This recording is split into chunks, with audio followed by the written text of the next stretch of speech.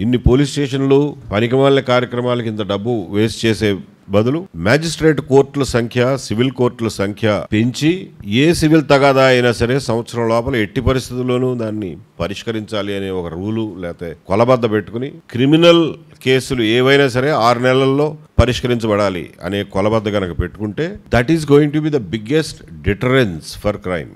చాలా వరకు సివిల్ తగాదాలు క్రిమినల్ తగాదాలుగా మారతాయి అనేది మన అందరికీ తెలిసిన విషయం. సో సివిల్ తగాదాలు కూడా టైం బౌండ్గా సాల్వ్ అవుతాయని నమ్మకం ఉన్ననాడు ఎవడో చట్టాన్ని వాడి చేతుల్లోకి తీసుకోడు, ఎవడో కొట్లాటలకు పోడు. దీనికి నేను ఈవెన్ జడ్జీలను కూడా నేను చాలా సార్లు అడిగాను, అయ్యా ఈ స్టాండర్డ్స్ తీసుకురావాలంటే కోర్టుల్ని ఎంత శాతం పెంచాలి? వాళ్ళు సింపుల్ గా చెప్పింది ఏం అక్కర్లేదండి, ఇప్పుడున్న కోర్టులను డబల్ చేస్తే చాలు ఈ ప్రాబ్లమ్స్ అన్ని సమసిపోతాయండి. ఇది అన్ని రకాల ఎన్నో రకాలైనటువంటి సామాజిక రుగ్మతలకి, సామాజిక సమస్యలకి, సమాజంలో ఉన్నటువంటి అశాంతికి సమాధానం ఇస్తున్నప్పుడు దానికోసం ఖర్చు పెట్టడానికి ఏంటి మనకు బాధ?